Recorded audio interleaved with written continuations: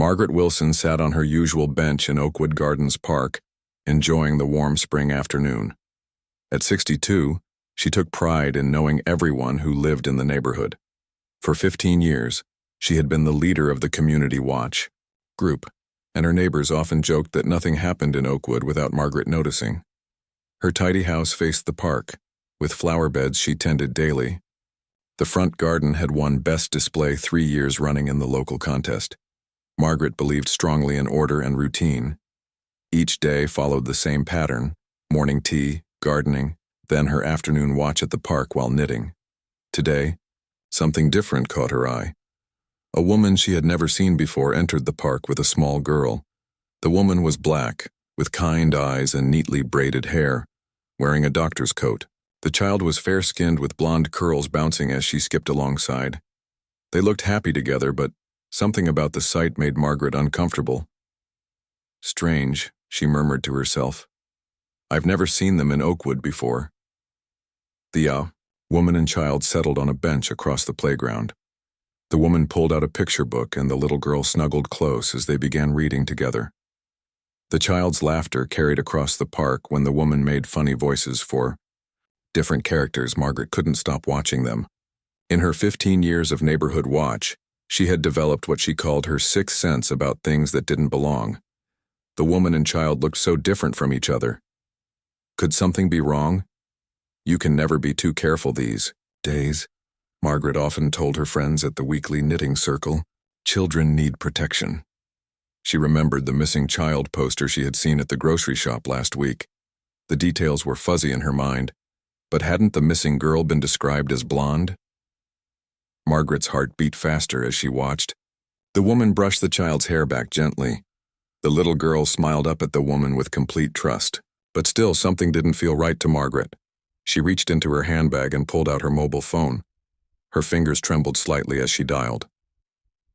"Police, please," she said quietly, turning away so her voice wouldn't carry across the park. "I think I need to report something concerning." The operator connected her and a calm voice answered.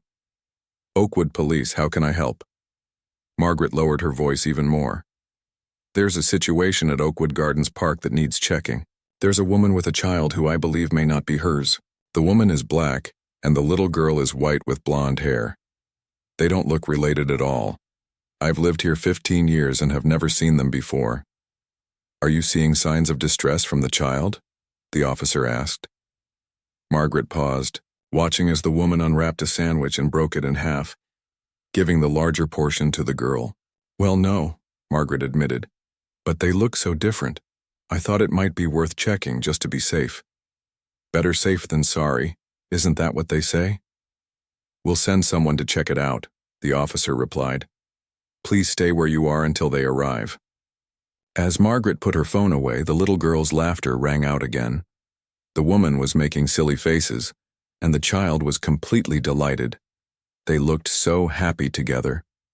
For the first time, doubt crept into Margaret's mind. "What if I'm wrong?" she whispered to herself. 10 minutes later, Officer Thomas arrived in his police car. He was young, but carried himself with quiet confidence. Margaret had met him several times at community meetings. "Good afternoon, Mrs. Wilson," he said. "You reported a concern?" Margaret pointed toward the bench. "That woman and child. I've never seen them before, and they don't look like they belong together. I just thought someone should check." As soon as the words left her mouth, a strange feeling washed over Margaret. The woman was now helping the little girl drink from a juice box, wiping her chin with such tender care. Officer Thomas nodded. "I'll speak with them. Please wait here." As he walked across the park, Margaret suddenly felt cold despite the warm day. The little girl noticed the approaching policeman and moved closer to the woman. Something in that simple movement of trust made Margaret's stomach twist with doubt. "What have I done?" she whispered to herself. Officer Thomas walked slowly across the grass, his badge glinting in the sunlight. Margaret watched from her bench, twisting her hands together. The woman and child were still reading their book, unaware of what was about to happen. "Good afternoon," Officer Thomas said as he approached them. His voice was friendly but professional. "I hope I'm not interrupting." The woman looked up, surprise crossing her face. The little girl glanced between her mother and the policeman, clutching her juice box tightly. "Hello, officer." The woman replied with a polite smile. "Is everything all right? I need to have a quick word with you if you don't mind." Officer Thomas gestured to the space beside them. "May I?" The woman nodded, though confusion flickered in her eyes. As Officer Thomas sat down, the little girl moved closer to her mother, sensing something wasn't right. "My name is Officer Thomas. Someone expressed concern about you and the child," he explained gently, careful not to sound accusing. The woman's shoulders stiffened. Her expression changed from confusion to understanding, then to hurt. She had been through this before, Margaret realized with growing discomfort. "I see," the woman said quietly. She took a deep breath. "This is my daughter, Emma. My name is Dr. Victoria James. I work at Royal Hospital in the children's ward. I adopted Emma when she was 11 months old." Emma looked up at her mother with worried eyes. "Mummy, why is the policeman talking to us? Did we do something wrong?" "No, sweetheart," Victoria assured her, stroking Emma's blonde curls. "Sometimes people just want to make sure children are safe. The officer is just doing his job."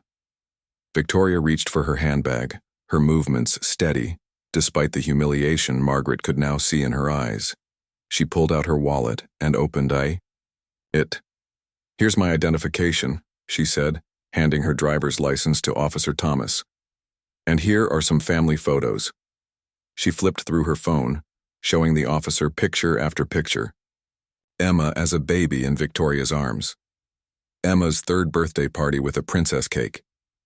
Victoria and Emma building a snowman last winter. Christmas morning with matching pajamas. Emma's first day of school with Victoria kneeling beside her, both beaming at the camera. "As you can see, I am indeed Emma's mother," Victoria said, her voice controlled but with an edge of tiredness that suggested this wasn't the first time she'd had to prove this. Margaret's face burned with shame as she watched from across the playground. She could see Emma whispering something to her mother, confusion and fear in her little face. Officer Thomas nodded as he looked through the photos. "Thank you for your patience, Dr. James. I apologize for the interruption to your afternoon." Victoria nodded stiffly. "I understand you're doing your job." Emma tugged at her mother's sleeve. "Mummy, why did someone think I wasn't yours?" Victoria hesitated, pain flickering across her face as she struggled to find the right words. "Some people don't understand that families can look different from each other, sweetheart." Margaret felt sick. From her bench, she could see how tenderly Victoria held Emma's hand, how naturally the child leaned against her mother. The bond between them was obvious. How had she missed it? Officer Thomas stood up and smiled kindly at Emma. "You have a lovely mother, Emma. Thank you both for your understanding.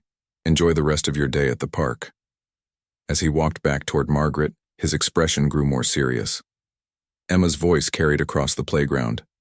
"Can we go home now? Mummy, I don't feel like playing anymore." Victoria began packing their things, her movements quick and efficient. The joy that had been so evident earlier had vanished, replaced by a quiet dignity that made Margaret's shame even deeper. Officer Thomas reached Margaret's bench and sat down beside her. "Dr. James is indeed Emma's mother. She's a pediatrician at Royal Hospital and has all the proper documentation. The child is clearly comfortable with her and calls her Mummy naturally." "I see," Margaret whispered, watching as Victoria zipped up Emma's jacket. "I made a terrible mistake. These situations are delicate," Officer Thomas said carefully. "While we appreciate community vigilance, it's important to consider all factors before making assumptions." Across the park, Victoria took Emma's hand and began walking toward the exit. The little girl kept looking back over her shoulder at Margaret and the officer, her face troubled and confused. "I need to apologize," Margaret said suddenly, standing. Officer Thomas placed a gentle hand on her arm. "Perhaps give them some space right now. This has been upsetting for them both." Margaret sank back onto the bench, the weight of what she had done pressing down on her shoulders. She watched Victoria and Emma leave the park, their afternoon of joy now ruined because of her assumptions. What kind of person does that make me? She whispered to herself. Margaret barely slept that night. Every time she closed her eyes, she saw Emma's confused face and Victoria's hurt expression. She tossed and turned, her blankets twisting around her legs as guilt pressed heavily on her chest. At 3 a.m, she gave up on sleep and made herself a cup of tea.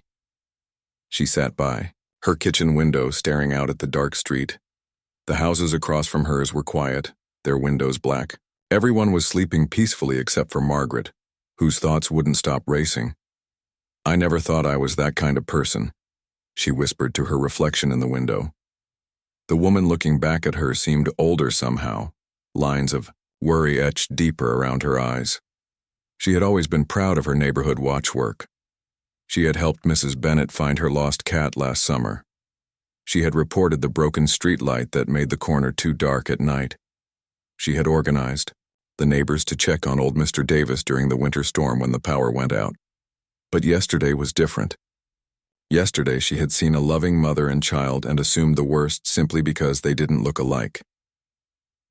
The next morning, Margaret moved through her usual routine like a ghost.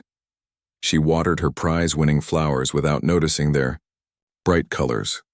She didn't even bother to check if Mrs. Collins across the street had put out her unauthorized lawn ornament again, something that would normally have sent Margaret reaching for her notebook to document the violation. When the mail carrier delivered a package to the wrong house, Margaret simply carried it to the correct address without making a comment about declining standards. The young mail carrier looked relieved but confused by her quiet manner. By afternoon, Margaret couldn't bear the weight of her guilt any longer. She picked up her phone and called her oldest friend, Barbara.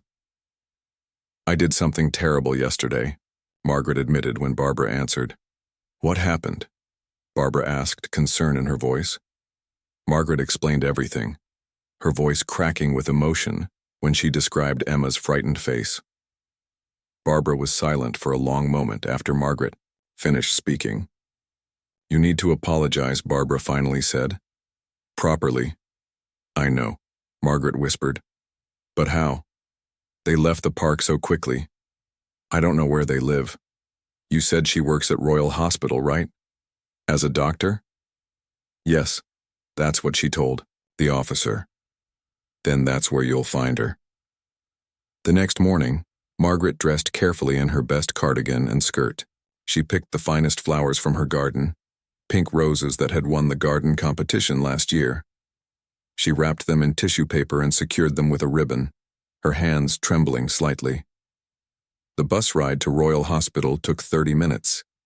Margaret sat stiffly, the flowers cradled in her lap, rehearsing what she would say. Nothing sounded right. How could she possibly explain or excuse what she had done? Royal Hospital was larger than Margaret had expected.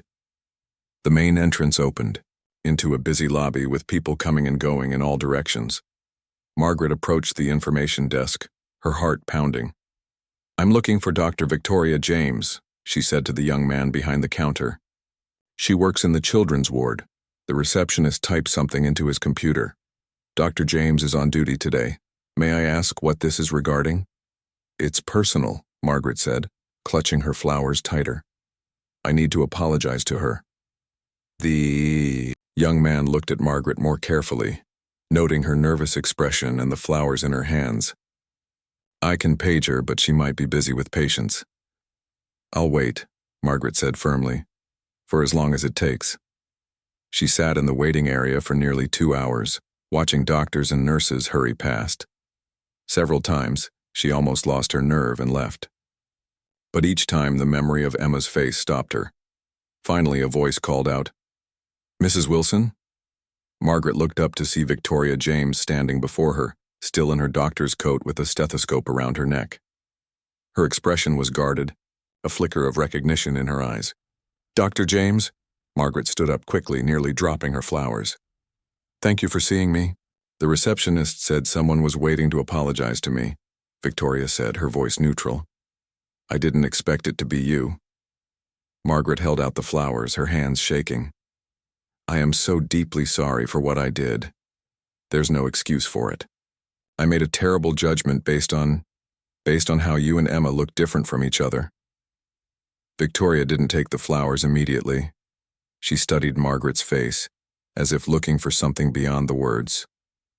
"Do you know what Emma asked me that night?" Victoria finally said. "She asked if people would always think she wasn't really my daughter. She's 7 years old, Mrs. Wilson." 7. Tears filled Margaret's eyes. "I can't undo what I did. But I want you to know how sorry I am. And I want to make it right somehow, if you'll tell me how." Victoria looked at the flowers in Margaret's trembling hands, and then back at Margaret's tear-filled eyes. For a long moment she said nothing, and Margaret felt the weight of that silence. Around them the hospital bustled with activity, but for Margaret, time seemed frozen. "Do you know this was the 3rd time someone called authorities about me and Emma?" Victoria finally said, her voice low. "The first time was at a supermarket when she was just 2. A woman thought I had kidnapped her and called security. The second time was at a train station last year. Each time Emma notices more." Margaret's hands dropped slightly, the beautiful roses suddenly seeming inadequate. "I had no idea." Victoria sighed, the professional mask slipping to reveal the hurt beneath. "No one ever does. They just see a black woman with a white child and jump to the worst conclusion." "I'm so ashamed," Margaret whispered. A nurse approached them, clipboard in hand. "Dr. James, your next patient is ready." Victoria nodded. "I'll be there in a moment." She turned back to Margaret. "I have to get back to work." "Of course," Margaret said quickly, extending the flowers again. "Please take these. Not that flowers fix anything, but—" Victoria hesitated, then accepted the bouquet. "Thank you for coming to apologize. Many people wouldn't have." "Is there anything I can do?" Margaret asked. "To make it right?" Victoria seemed about to dismiss the question, but then paused, considering. "Actually, yes, education is what we need most. People need to understand that families come in all forms." She reached into her pocket and pulled out a business card. "There's a support group for adoptive families at the community center. They're having an open house next Thursday.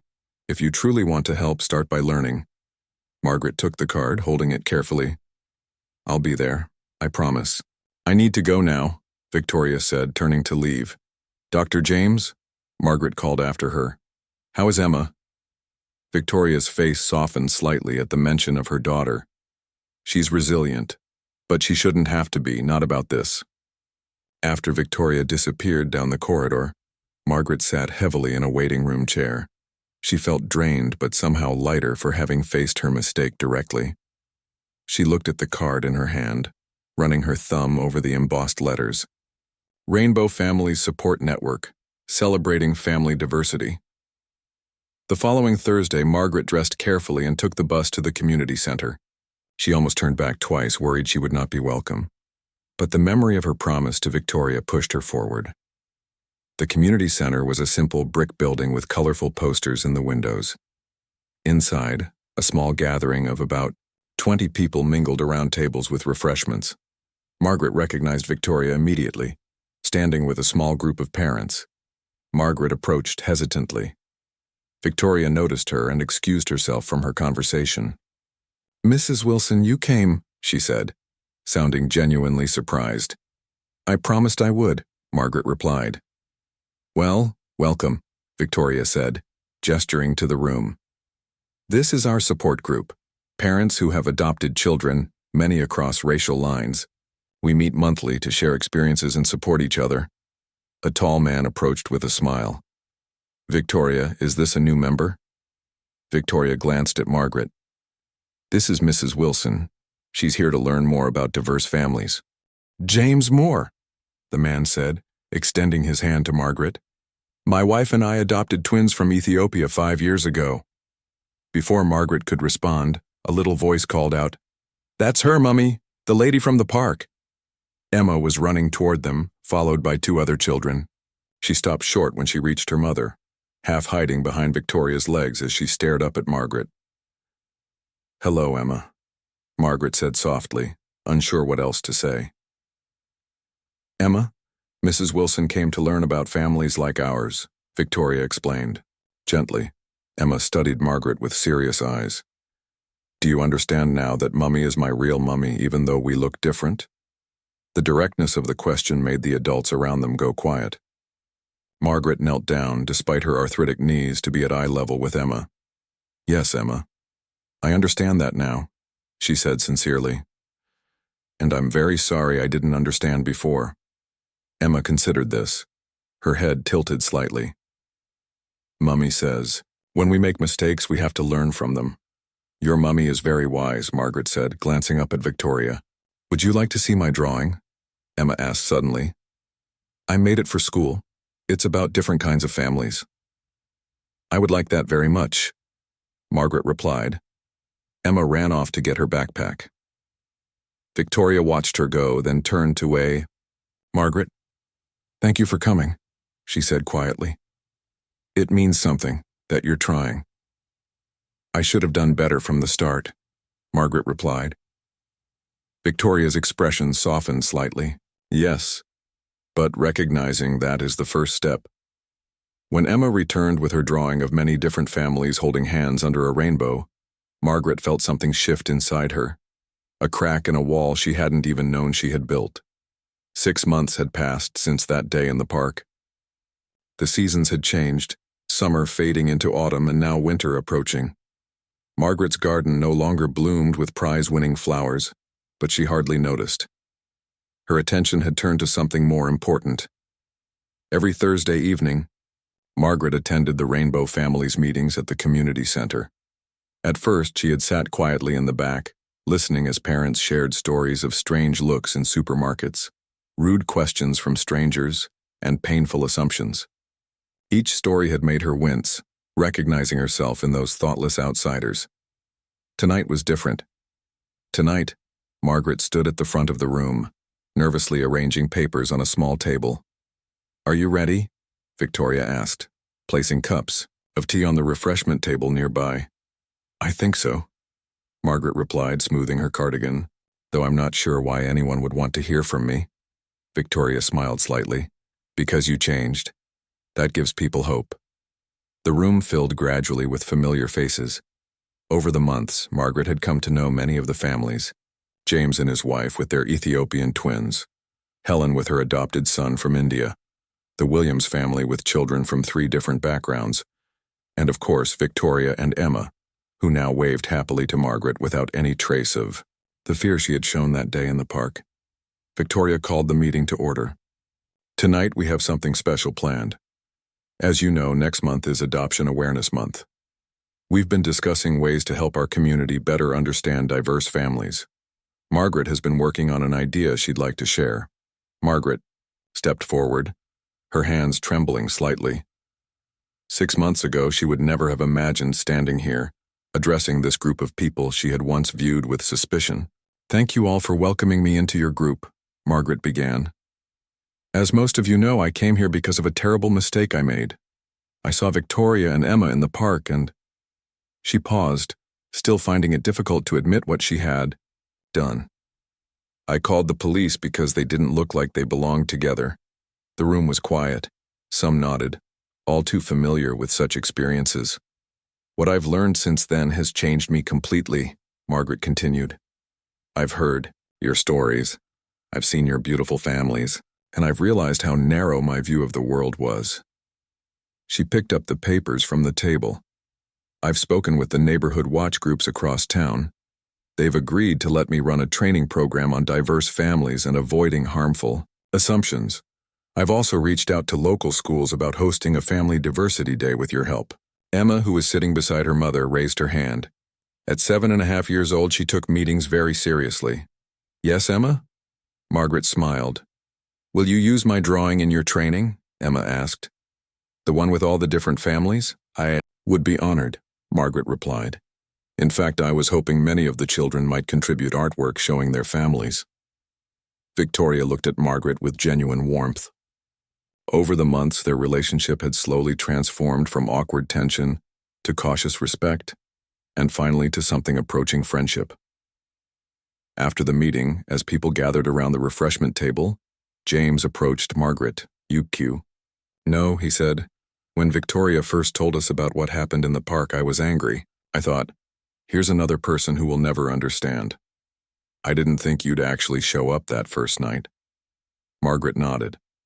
I almost didn't. I'm glad you did, James said. It's rare for people to truly face their prejudices. Across the room, Emma was showing her latest drawing to some other children. In it, a gray-haired woman stood among many different families in what looked like a park. Margaret recognized herself immediately. Victoria joined Margaret, following her gaze to the children. She includes you in all her family drawings now, she said. Last week she told her teacher that you're part of our extended family circle. Margaret felt tears prick her eyes. I don't deserve that. Maybe not at first, Victoria said honestly. But you've earned it since then. Outside, the first snowflakes of winter began to fall. The community center windows fogged slightly as the warm air inside met the cold glass. The park where we met looks beautiful in the snow, Victoria said. Emma loves building snowmen. You should join us this weekend if you'd like. Margaret looked at Victoria in surprise. You'd want that? Victoria nodded. Emma asked if you could come. She wants to show you how she makes snow angels. Looking around the room at all the families she had come to know, Margaret felt a deep sense of gratitude. Her mistake had led her here to this group of people who had taught her to see beyond appearances, to understand that family was about love, not matching features. I'd like that very much, Margaret said softly. Thank you. Outside, the snow continued to fall, covering the world in white, making everything for a moment look the same.